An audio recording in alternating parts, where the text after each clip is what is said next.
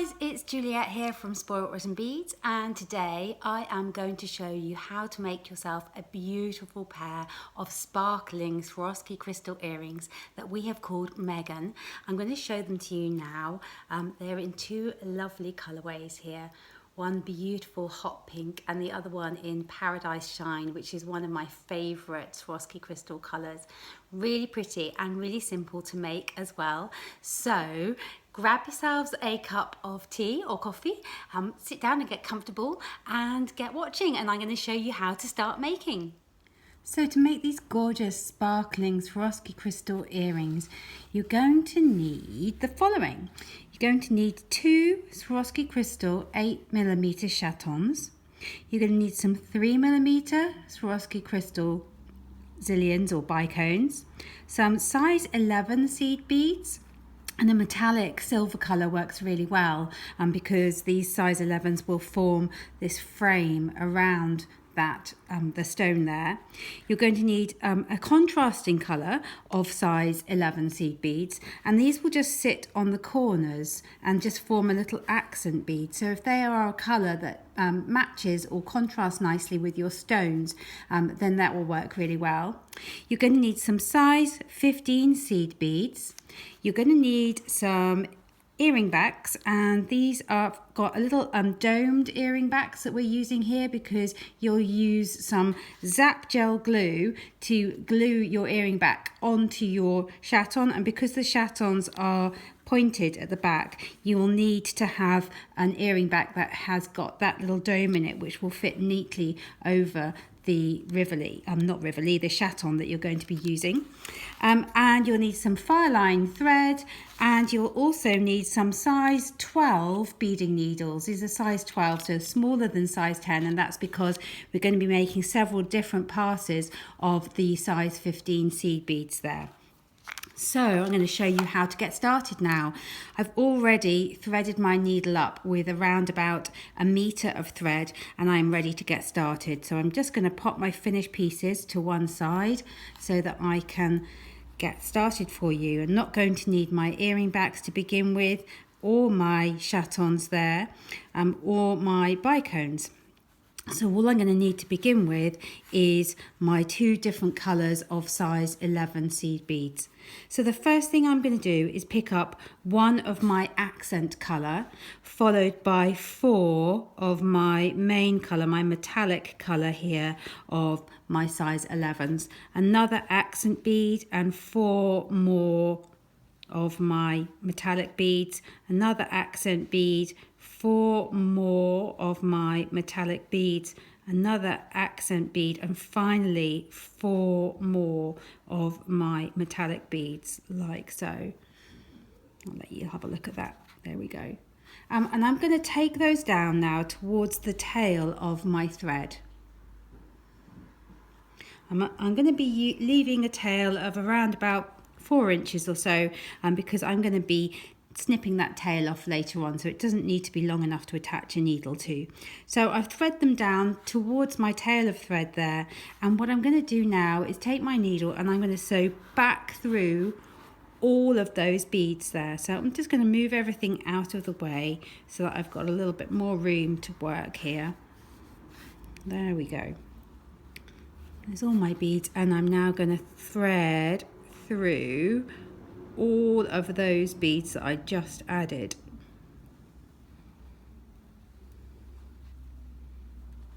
There we go. I'm going through all of those beads there.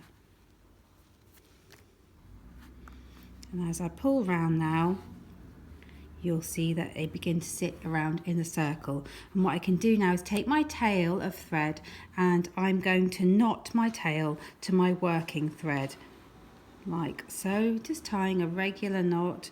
And as I pull this knot tight now, those beads will close up like so.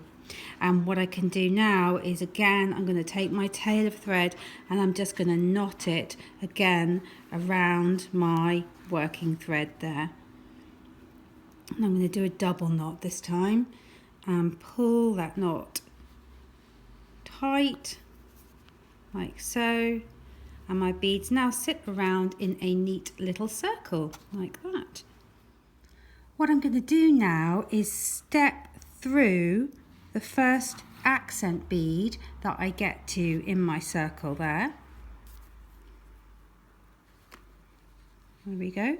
And now I'm going to pick up another accent bead and sew back through that same accent bead. And what will happen is the bead that I've just added will sit on top of that first bead like so, and I'm now going to do that all around my circle. So I'm going to stitch through my metallic beads to my next accent bead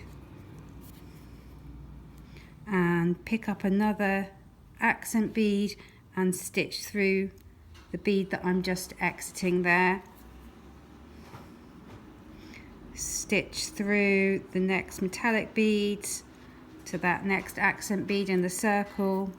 You can hear the printer in the background. It makes funny noises, our printer, beeping away. There we go, picking up another accent bead, going through the next accent bead, stitching through the final 4 metallic beads there and the accent bead like so, before I add another accent bead on like that. And I'll just pop all my work down so you can see what it looks like now. Oh, there you go. You can see my accent beads have all got we've stitched another accent bead on top of them. So what I'm going to do now is step up through that accent bead that I just added there. And this has the effect of making me change direction as I go around the circle. Now what we're going to do is pick up 4 more of our metallic beads and stitch through the next accent bead on this row.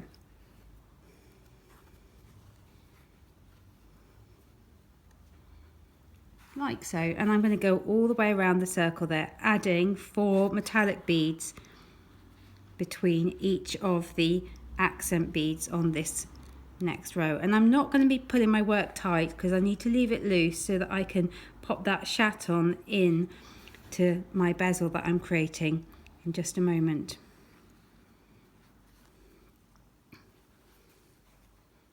I've got my tail of thread caught there. There we go.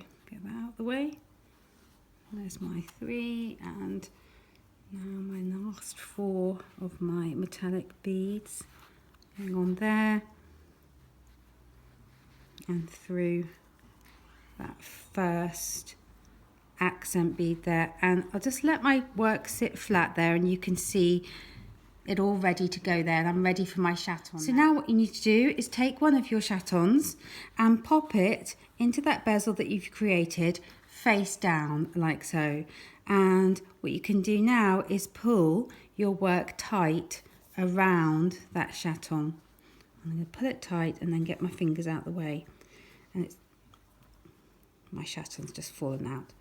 It's good for you to see this. It happens to all of us. There we go. Pulling it tight like so.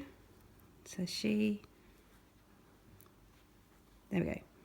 There's my chaton in there, and what I'm going to do now is tighten up my work by stitching through all of the beads in this second row here one more time.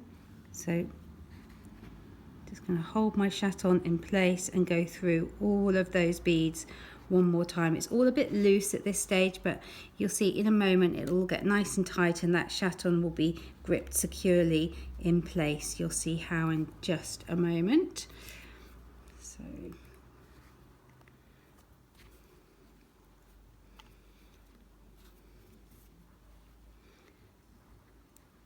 going all the way through those beads in this row here.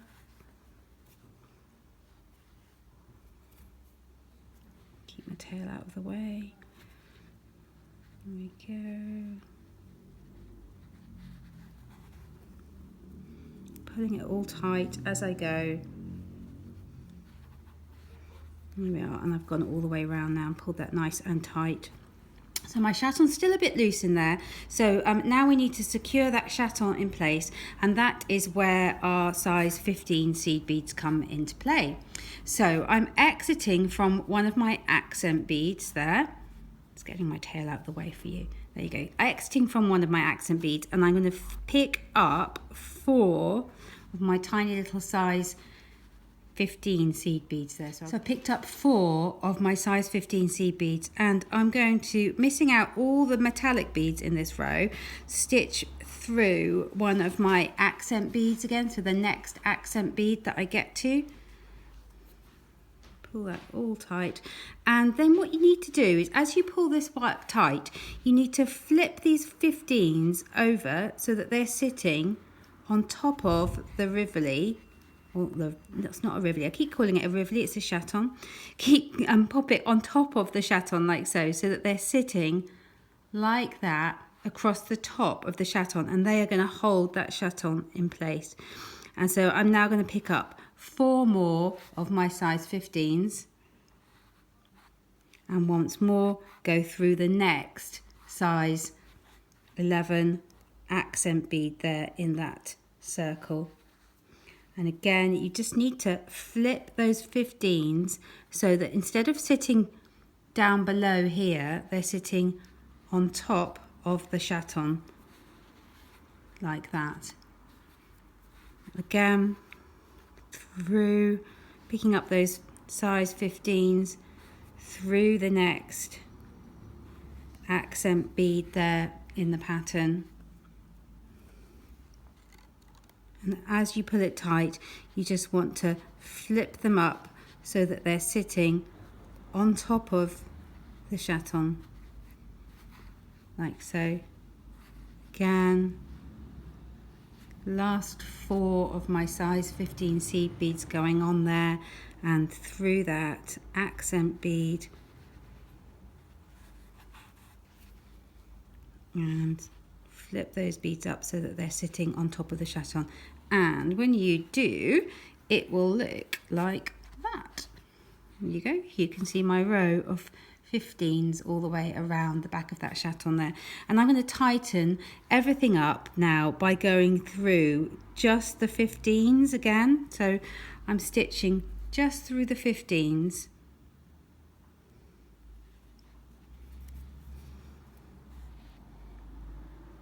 So I'm missing out the accent beads now and just stitching through the 15s.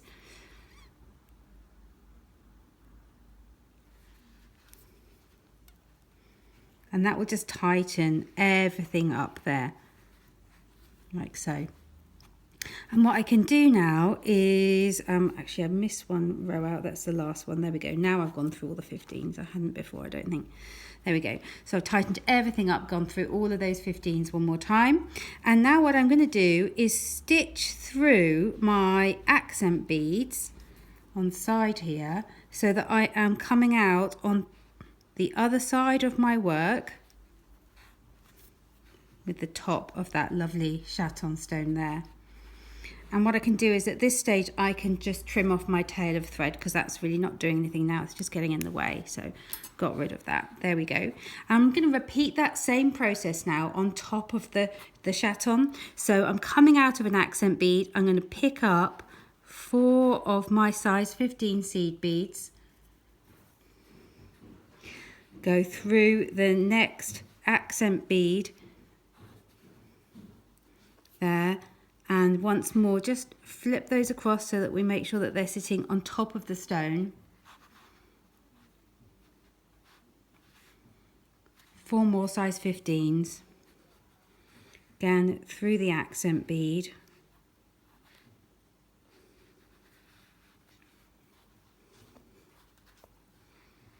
again just flip those beads over so that they're sitting on top of the stone.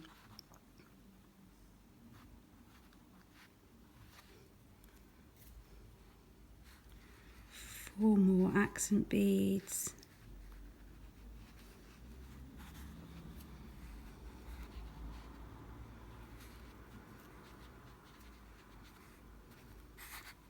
Last 4 going on there.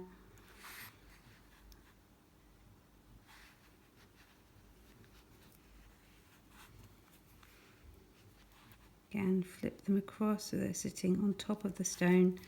When you do, it will look like that. And what we want to do now is, once again, just strengthen everything there and go through all of the 15s again. This will strengthen it all, but it will also have the effect of making those size 15 seed beads sit nice and square all the way around this chaton, so that your work looks nice and neat and square. You'll find it will all sit better once you've been through those 15s one more time. Just neatens your work up, pulls it all nice and tight together.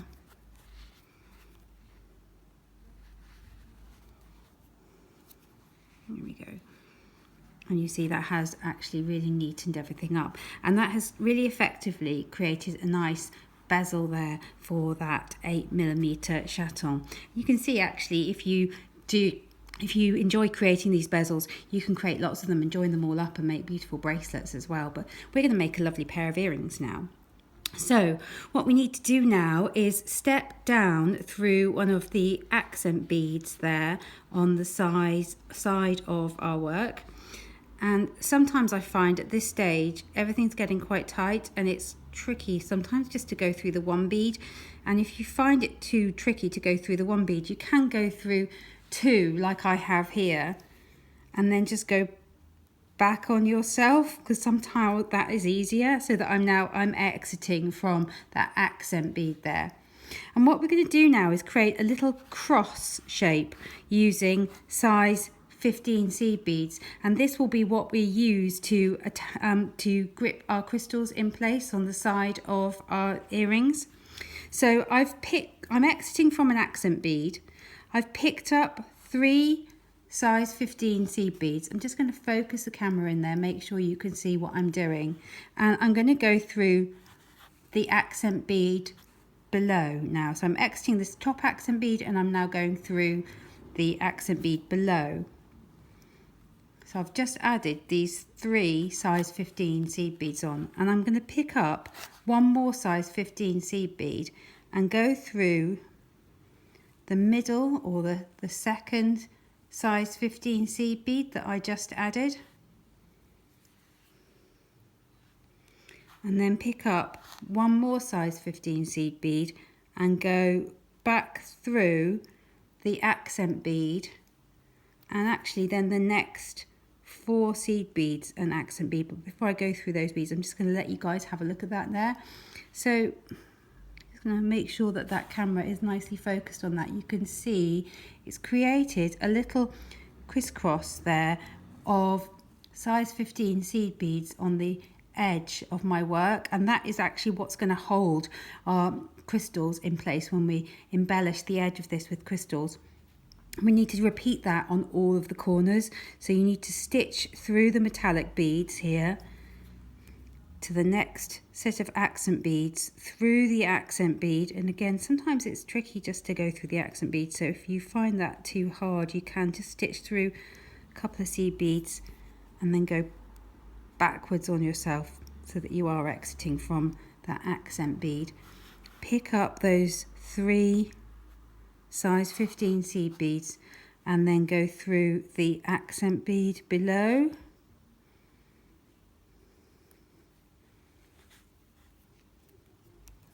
like so. Pick up a size 15 seed bead and go through that second size 15 seed bead, that's like the middle size 15 seed bead that you just added.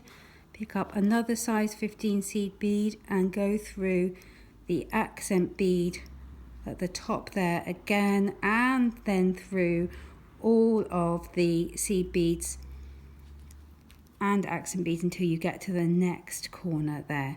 So I'm just going to repeat this twice more and come back to you when I've done it, and I will then show you how to add on your crystals and finish off your earrings with the earring findings. So I'm going to come back to you when I've just finished this stage here and show you how to make it all nice and sparkly.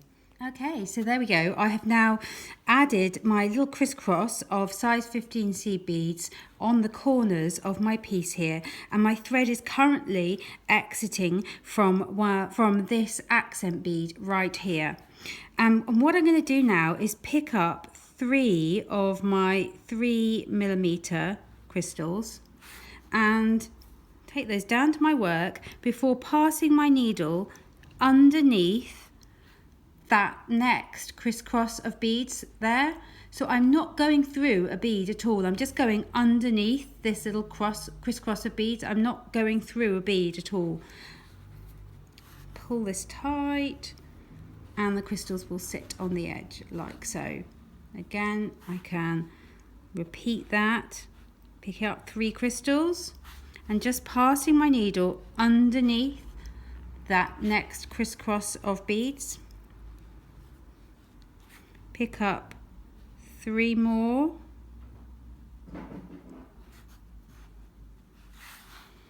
Pass my needle underneath the next crisscross of beads.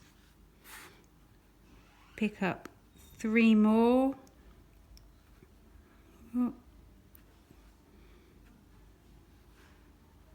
3 more and pass under the next crisscross of beads like so. And then what I'm going to do, you can see it's looking lovely now, it's just about finished.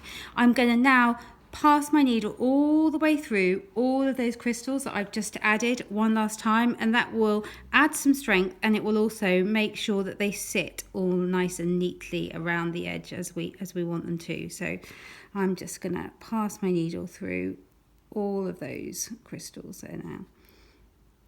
There we go.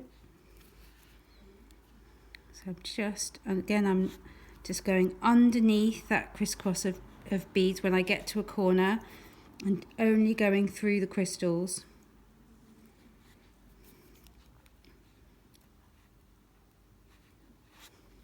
Just going through the crystals there.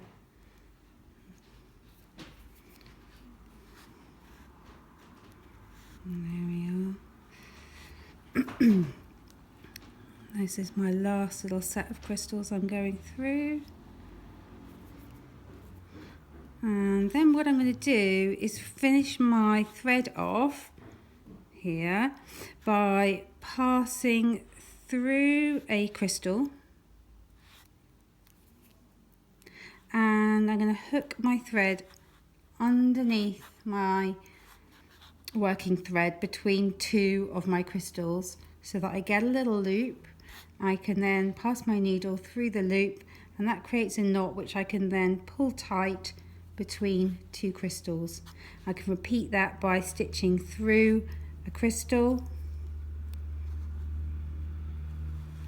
Again, hooking my thread under the working thread between 2 of my beads, making a loop and passing my needle through it.